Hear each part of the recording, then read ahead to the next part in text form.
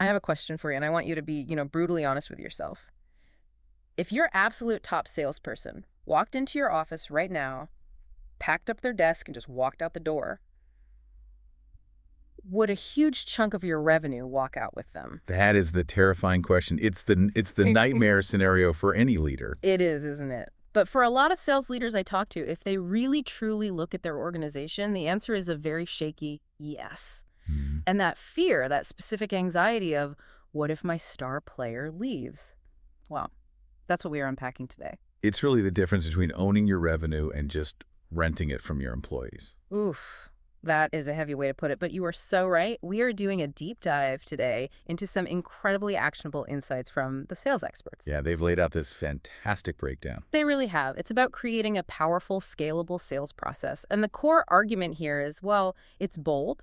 Most businesses get sales success completely wrong. They're betting on talent when they should be betting on systems. That's the crux of it. We call it the superstar myth. Hmm. You hire a magician, you hope they work their magic, and you just pray they never, ever leave. Right.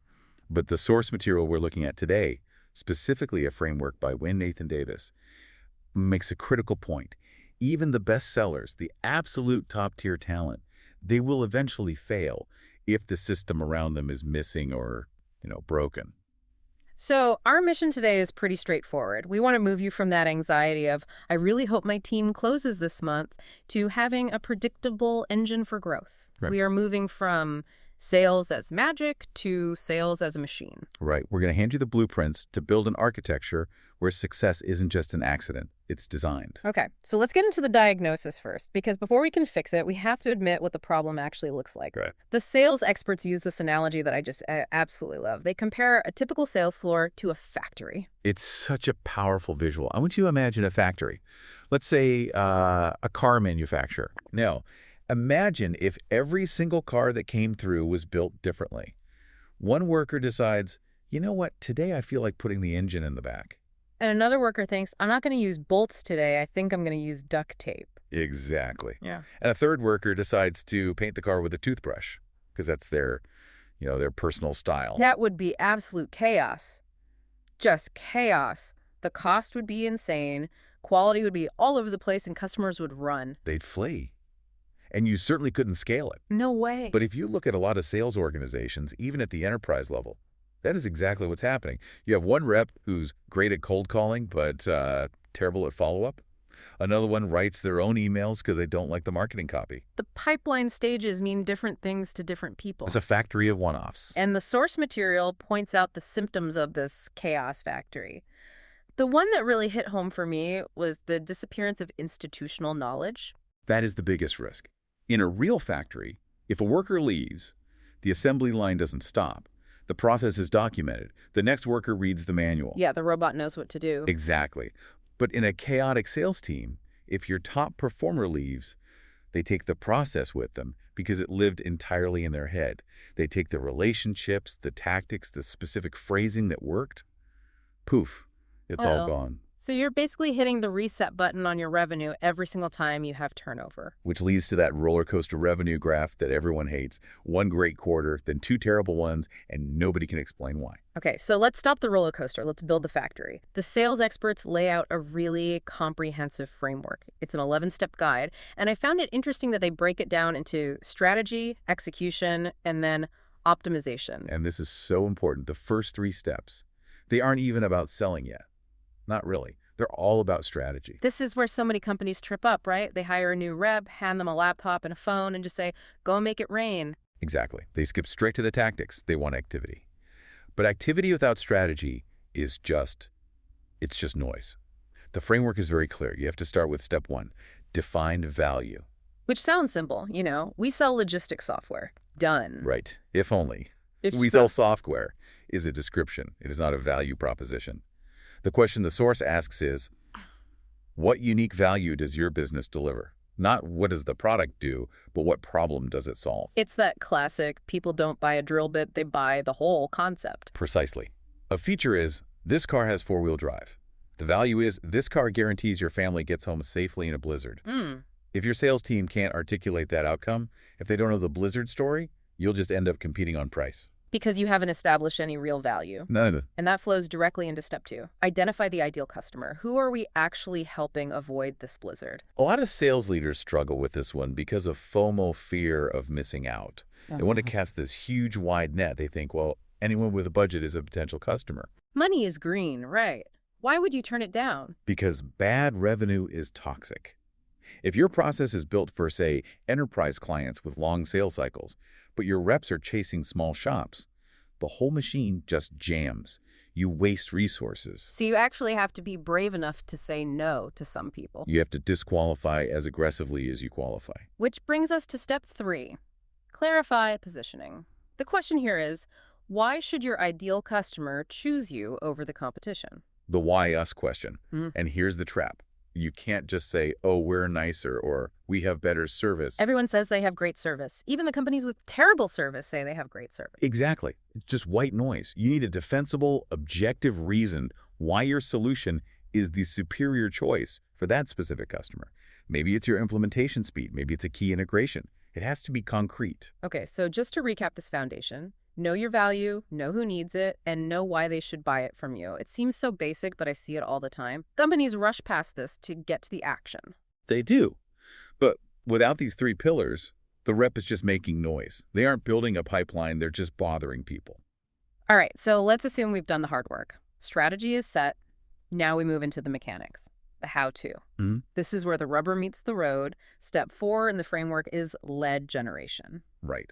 And notice the constraint the source puts on this. It doesn't just say find leads. It asks you to identify your top 5 sources of qualified leads. Why 5? Why not 20? Focus. It's a law of diminishing returns. If you have 20 sources, you're probably managing all of them poorly. Forcing you to pick the top 5 makes you look at the data. Is it LinkedIn? Referrals. Inbound. You have to know where the fish are actually biting. That makes a ton of sense. Stop doing things that aren't working just because you've always done them. Step 5 ties right into that. Review past success. Where have you consistently won before? This is all about pattern recognition. Go look at your last 10 big wins. What did they have in common? Was it a specific industry? A certain company size? Did you talk to the CFO or the CTO? Success leaves clues. So instead of just popping the champagne and moving on, you autopsy the win. Exactly. You clone the conditions of success. If you know that 80% of your wins come from VPs of operations and manufacturing, why are your reps calling HR and retail? Now, step 6 is one that I know gets some pushback, especially from the old school sales artists out there. Step 6 is craft compelling sales scripts. I can hear the groans already. I don't want to sound like a robot. I need to be authentic. Right. Don't put me in a box. But the source is pretty specific here. It's not about robotic reading, is it? No, absolutely not. The source calls it having messaging designed to close. Think of it less like a script and more like a playbook. Like in football, the quarterback doesn't just make it up on the fly. Yeah. They have a play designed to beat a specific defense. Or like jazz music. You have the chord progression, that's the script. Right. But you can improvise inside that structure. That's a great analogy. If you leave the messaging entirely up to reps, you get inconsistent brand experiences. You'll have one rep promising features you don't have and another underselling your main value prop. So it's about providing a framework for the conversation. Here are the key questions. Here are the common objections and how we answer them. Correct. And here's the kicker.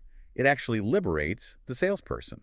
When they don't have to scramble for what to say, they can focus on how they say it. They can actually listen better. It reduces their cognitive load. That's a great way to reframe it. It's a safety net, not a straitjacket. Okay, step 7. Manage the pipeline. And this brings up the dreaded 3 letters, CRM. The Customer Relationship Management System. And the source asks a very blunt question. Are leads, prospects, and customers actually tracked in a CRM? It sounds so obvious in 2026, but I bet there are still spreadsheets and sticky notes all over the place. Oh, there are entire empires built on sticky notes. The problem is visibility. If it's not in the CRM, it didn't happen. A sales process needs data. If you can't see where deals are stalling or how long they take to close, you're not managing a process. You're just guessing. And you can't optimize a guess. Precisely. Which is the perfect segue to the third part of the framework, optimization and growth. This is how you scale the machine. Step 8, evaluate and benchmark. Do you measure results against best practices? This is where we separate the amateurs from the pros. You need to know what good even looks like. What's a good email open rate for your industry? What's a good demo to proposal conversion rate? Without benchmarks, you're flying blind. Now, step 9 is my absolute favorite point in this entire deep dive. Document wins and failures.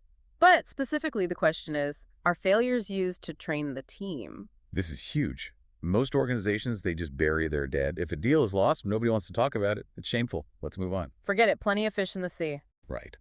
But the sales experts argue that a lost deal is a piece of intelligence. Why did we lose? Price, product.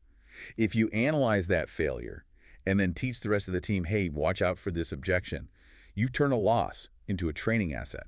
You effectively paid for a lesson. Make sure you actually learn it. I love that. You paid for the lesson with lost revenue, so don't throw the lesson away too. That leads us right to step 10, invest in sales training. And the distinction here is vital. The source asks, are you building skills, not just hiring them? Ooh, tell me more about that. Well, the hiring skills mindset is, I need a closer, so I'll go poach a guy who is already a closer. That's expensive, and you're fighting everyone for that same talent. Right. The building skills mindset says, I have a process, and I can teach smart, motivated people how to execute it. It's the difference between buying a meal and learning how to cook. Perfect analogy. If you only rely on hiring pre-made superstars, you're at the mercy of the labor market. If you build skills through ongoing training and not just a one-day workshop once a year, you control your own destiny. And finally, step 11, set goals and feedback loops, tracking KPIs, celebrating wins. This is the fuel for the engine. You need to keep the momentum going. But it's also that feedback loop. We tried this new script, it worked, let's make it standard. Or that lead source failed, let's cut it. It's about being agile. So we've built the factory, we've got the strategy, the execution, the optimization, but the expert source from the sales experts makes a really crucial point at the end. This isn't a set it and forget it thing, is it? No, not at all. They call it the living system cycle. A sales process is never done. The market changes, competitors change, your product changes. If you wrote a sales process 5 years ago and haven't touched it, it's probably obsolete. So what does that cycle look like in practice? It's a 4-step loop that should be happening constantly. Number 1, document the process. Get it out of people's heads and onto, paper or digital. Get it written down. Number 2, train the team. Make sure everyone understands the best practices. Number 3, evaluate performance. Check the data against the process. And number 4, and this is key, improve. Refine it based on that feedback. And then you go right back to documenting the improvement. And the wheel just keeps turning. That is how you get what they call predictable growth. It's not about a lucky break. It's about the relentless refinement of the machine. So if we zoom out, we started with the fear of the superstar leaving. If you do this, if you implement this living system, that fear starts to go away. It drastically diminishes because if your top rep leaves, they don't take the system with them. The scripts, the lead sources, the objection handling, they all stay in the building. You can slot a new person into that machine, train them up, and get them productive so much faster. It makes the business resilient. It makes the business an asset rather than just a collection of talented people. So what does this all mean for the sales leader listening right now, the one who might be realizing their team is a bit of a chaos factory? It means you have work to do, but it's the highest ROI work you can possibly do. Stop looking for the next superstar to hire. Stop blaming reps for not being magical. Look at the architecture. Have you defined the value? Have you mapped the steps? If the answer is no, that's not their fault. It's yours. That is a tough pill to swallow. It is, but it's also your opportunity to fix it. Because you can fix a process. You can't really fix a person's personality. Sales success isn't magic, it's process and discipline. That's the quote that really stuck with me. It's the truth. And frankly, it's a relief. Magic is hard to replicate. Process is just work. And we can do work. We can definitely do work. So here's my challenge to you, the listener. Stop gambling with your revenue. If you are waking up at 3 a.m. worrying about whether your team will hit their number, it's time to stop relying on luck. Build the machine. Build the machine. Now, if you want to dive deeper into this framework, and trust me, we just scratched the surface, you need to check out the full insights from the sales experts. They're the ones who put this architecture together. You can find way more resources on building this living system at thesalesexperts.com. There's a real wealth of knowledge there. It's definitely worth a look if you're serious about this. Again, that is thesalesexperts.com. Go check it out. And I want to leave you with one final thought to chew on. We talked a lot about the superstar myth. And it's comfortable to believe in superstars because it kind of absolves us of responsibility, doesn't it? But ask yourself this.